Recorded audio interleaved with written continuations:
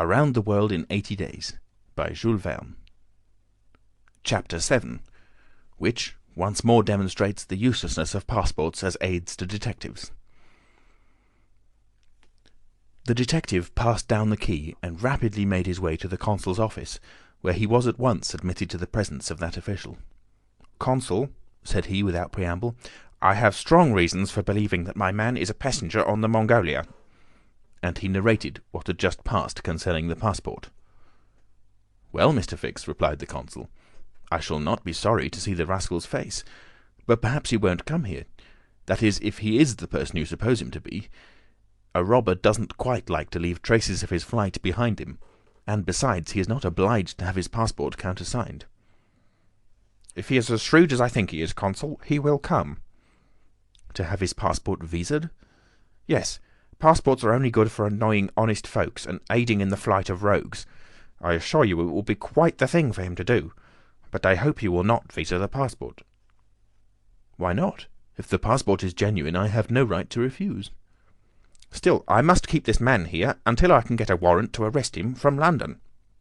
"Ah, that's your lookout. But I cannot—" The consul did not finish his sentence, for as he spoke a knock was heard at the door, and two strangers entered, one of whom was the servant whom Fix had met on the quay. The other, who was his master, held out his passport with the request that the consul would do him the favour to visa it.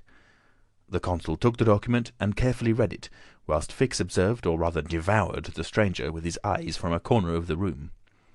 "You are Mr. Phileas Fogg," said the consul, after reading the passport. "I am." "And this man is your servant?"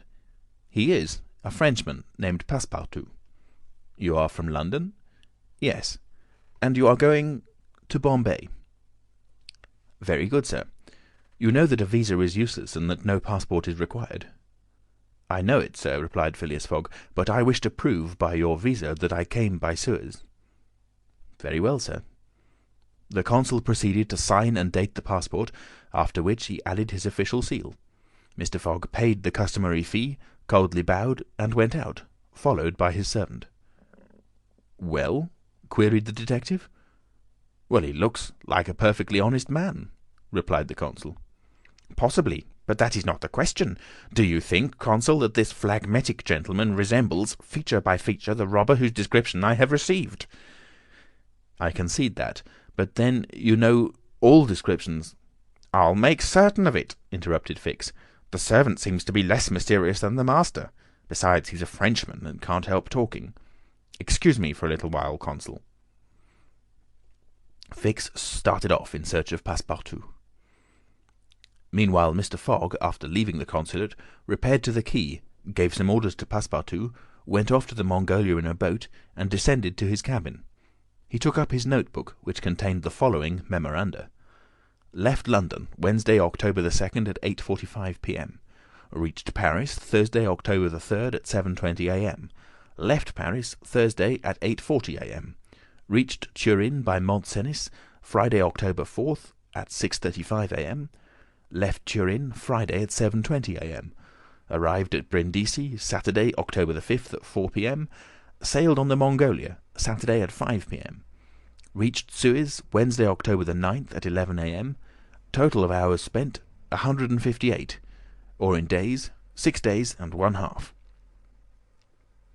These dates were inscribed in an itinerary divided into columns, indicating the month, the day of the month, and the day for the stipulated and actual arrivals at each principal port: Paris, Brindisi, Suez, Bombay, Calcutta, Singapore, Hong Kong, Yokohama, San Francisco, New York, and London, from the 2nd of October to the 21st of December, and giving a space for setting down the gain made or the loss suffered on arrival at each locality. This methodical record thus contained an account of everything needed, and Mr. Fogg always knew whether he was behindhand or in advance of his time. On this Friday, October the 9th, he noted his arrival at Suez, and observed that he had as yet neither gained nor lost. He sat down quietly to breakfast in his cabin, never once thinking of inspecting the town, being one of those Englishmen who are wont to see foreign countries through the eyes of their domestics. Chapter 8, in which Passepartout talks rather more, perhaps, than is prudent. Fix soon rejoined Passepartout, who was lounging and looking about on the quay, as if he did not feel that he, at least, was obliged not to see anything. "Well, my friend," said the detective, coming up with him, "is your passport visaed?" "Ah, yes, thank you, it is, monsieur. Thanks, the passport is all right." "And you are looking about, are you?" "Yes, but we travel so fast that I seem to be journeying in a dream. So this is Suez?" "Yes." "In Egypt?" "Certainly in Egypt." "And in Africa?" "In Africa." "In Africa," repeated Passepartout. "Just think, monsieur, I had no idea we should go further than Paris, and all that I saw of Paris was between 7:20 and 9:20 in the morning, between the Northern and the Lyons station, through the windows of a car, and in a driving rain. How I regret not having once more seen Père Lachaise and the circus in the Champs-Élysées." "You are in a great hurry, then?" "I am not, but my master is. By the way, I must buy some shoes and shirts. We came away without trunks, only with a carpet-bag." "I will show you an excellent shop for getting what you want." "Really, monsieur, you are very kind." And they walked off together, Passepartout chatting volubly as they went along. "Above all," said he, "don't let me lose the steamer." "You have plenty of time. It's only 12 o'clock." Passepartout pulled out his big watch. 12? he exclaimed. "Why, it's only 8 minutes before 10." "Your watch is slow." "My watch? A family watch, monsieur, which has come down from my great-grandfather. It doesn't vary 5 minutes in the year. It is a perfect chronometer. Look you." "I see how it is," said Fix. "You have kept London time, which is 2 hours behind that of Suez. You ought to regulate your watch at noon in each country." "I regulate my watch? Never." "Well, then, it will not agree with the sun." "So much the worse for the sun, monsieur. The sun will be wrong, then." And the worthy fellow returned the watch to its fob with a defiant gesture. After a few minutes' silence, Fix resumed: "You left London hastily, then?" "I rather think so. Last Friday at 8 o'clock in the evening, Monsieur Fogg came home from his club, and 3/4 of an hour afterwards we were off." "But where is your master going?" "Always straight ahead. He is going round the world." "Round the world?" cried Fix. "Yes, and in 80 days. He says it is on a wager, but between us I don't believe a word of it. That wouldn't be common sense. There's something else in the wind." "Ah, Mr. Fogg is a character, is he?" "I should say he was." "Is he rich?" "No doubt, for he is carrying an enormous sum in brand-new banknotes with him, and he doesn't spare the money on the way, either. He has offered a large reward to the engineer of the Mongolia if he gets us to Bombay well in advance of time." "And have you known your master a long time?" "Why, no. I entered his service the very day we left London."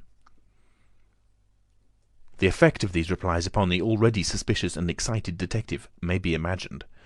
The hasty departure from London soon after the robbery, the large sum carried by Mr. Fogg, his eagerness to reach distant countries, the pretext of an eccentric and foolhardy bet, all confirmed Fix in his theory.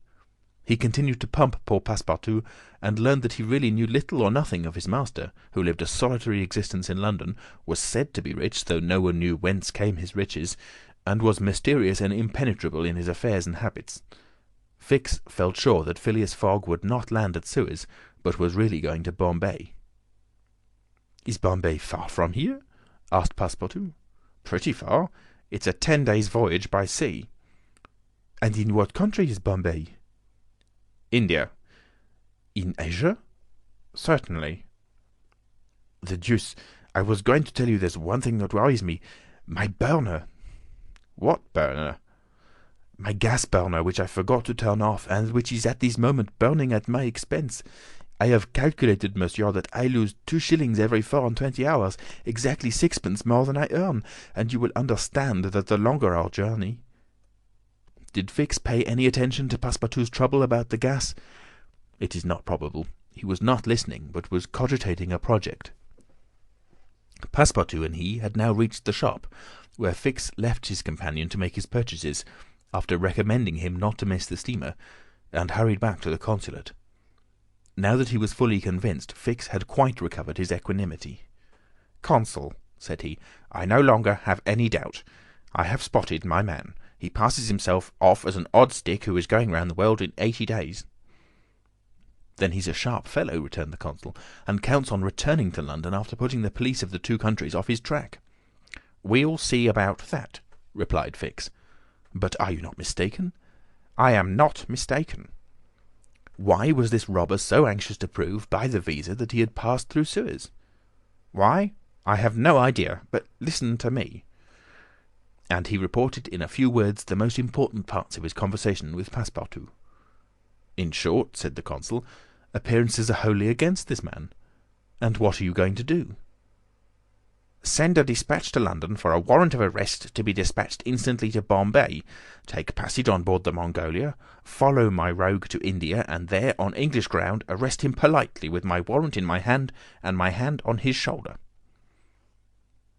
Having uttered these words in a cool, careless air, the detective took leave of the consul and repaired to the telegraph office, whence he sent the dispatch which we have seen to the London police office. A quarter of an hour later found Fix, with a small bag in his hand, proceeding on board the Mongolia, and ere many moments longer the noble steamer rode out at full steam upon the waters of the Red Sea.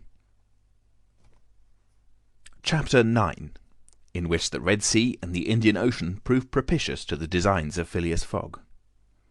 The distance between Suez and Aden is precisely 1,310 miles, and the regulations of the company allow the steamers 138 hours in which to traverse it. The Mongolia, thanks to the vigorous exertions of the engineer, seemed likely, so rapid was her speed, to reach her destination considerably within that time. The greater part of the passengers from Brindisi were bound for India, some for Bombay, others for Calcutta by way of Bombay, the nearest route thither, now that a railway crosses the Indian peninsula.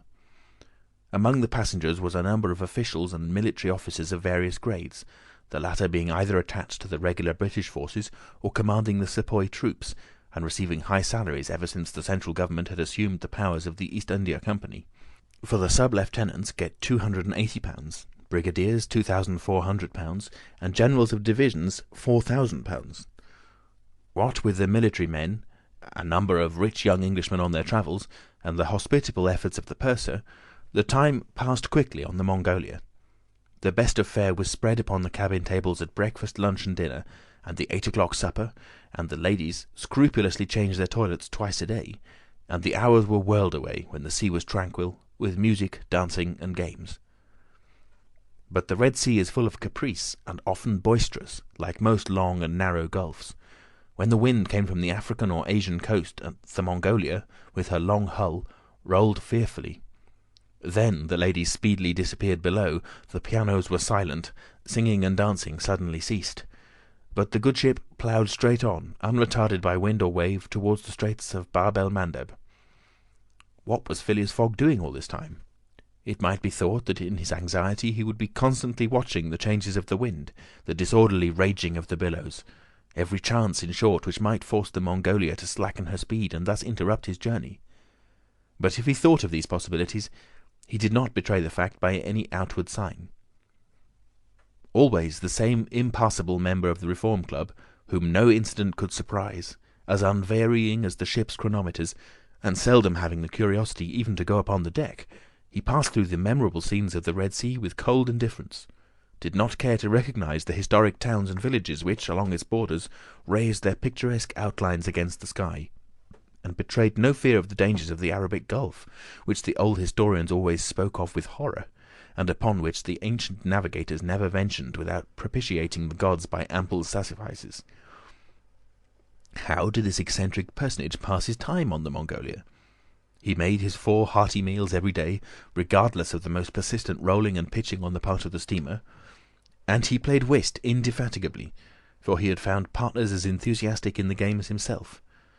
A tax collector, on the way to his post at Goa, the Rev. Decimus Smith, returning to his parish at Bombay, and a brigadier general of the English army who was about to rejoin his brigade at Benirs, made up the party, and, with Mr. Fogg, played whist by the hour, together in absorbing silence. As for Passepartout, he too had escaped seasickness, and took his meals conscientiously in the forward cabin. He rather enjoyed the voyage, for he was well fed and well lodged, took a great interest in the scenes through which they were passing, and consoled himself with the delusion that his master's whim would end at Bombay. He was pleased, on the day after leaving Suez, to find on deck the obliging person with whom he had walked and chatted on the quays. "If I am not mistaken," said he, approaching this person with his most amiable smile, "you are the gentleman who so kindly volunteered to guide me at Suez." "Ah, I quite recognize you. You are the servant of the strange Englishman." "Just so, Monsieur Fix." "Monsieur Fix," resumed Passepartout, "I am charmed to find you on board. Where are you bound?" "Like you, to Bombay." "That's capital. Have you made this trip before?" "Several times. I am one of the agents of the Peninsular Company." "Then you know India?" "Why, yes," replied Fix, who spoke cautiously. "A curious place, this India?" "Oh, very curious. Mosques, minarets, temples, fakirs, pagodas, tigers, snakes, elephants. I hope you will have ample time to see the sights." "I hope so too, Monsieur Fix. You see, a man of sound sense ought not to spend his life jumping from a steamer upon a railway train and from a railway train upon a steamer again, pretending to make the tour of the world in 80 days. No, all these gymnastics, you may be sure, will cease at Bombay." "And Mr. Fogg is getting on well?" asked Fix, in the most natural tone in the world. "Quite well. And I too. I eat like a famished ogre. It's the sea air." "But I never see your master on deck." "Never. He hasn't the least curiosity." "Do you know, Mr. Passepartout, that this pretend tour in 80 days may conceal some secret errand? Perhaps a diplomatic mission?" "Faith, Monsieur Fix, I assure you I know nothing about it, nor would I give a half-crown to find out." After this meeting, Passepartout and Fix got into the habit of chatting together, the latter making it a point to gain the worthy man's confidence.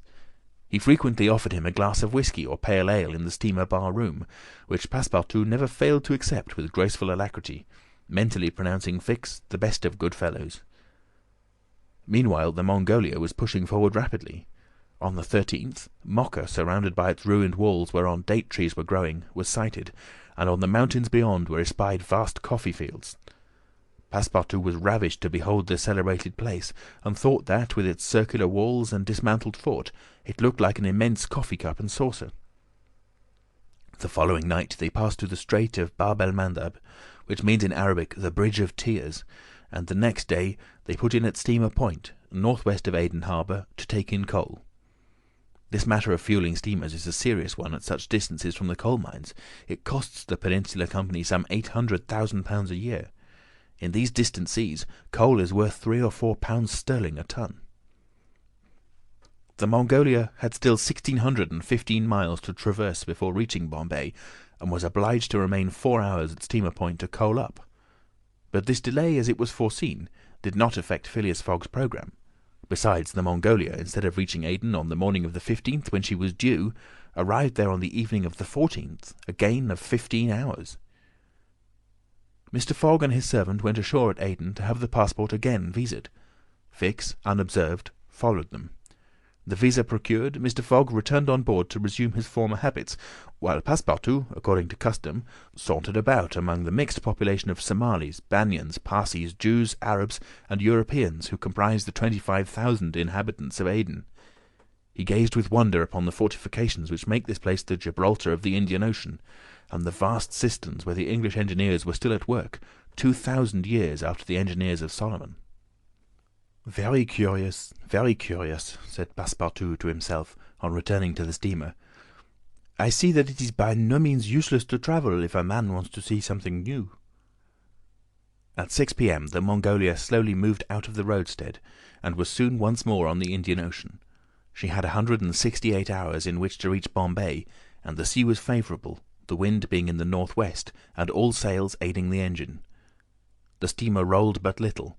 The ladies, in fresh toilets, reappeared on deck, and the singing and dancing were resumed. The trip was being accomplished most successfully, and Passepartout was enchanted with the congenial companion which chance had secured him in the person of the delightful Fix. On Sunday, October 20th, towards noon, they came in sight of the Indian coast. 2 hours later the pilot came on board. A range of hills lay against the sky in the horizon, and soon the rows of palms which adorned Bombay came distinctly into view. The steamer entered the road formed by the islands in the bay, and at 4:30 she hauled up at the quays of Bombay. Phileas Fogg was in the act of finishing the 33rd rubber of the voyage, and his partner and himself, having by a bold stroke captured all 13 of the tricks, concluded this fine campaign with a brilliant victory. The Mongolia was due at Bombay on the 22nd. She arrived on the 20th. This was a gain to Phileas Fogg of 2 days since his departure from London, and he calmly entered the fact in his itinerary in the column of gains. End of chapter 9.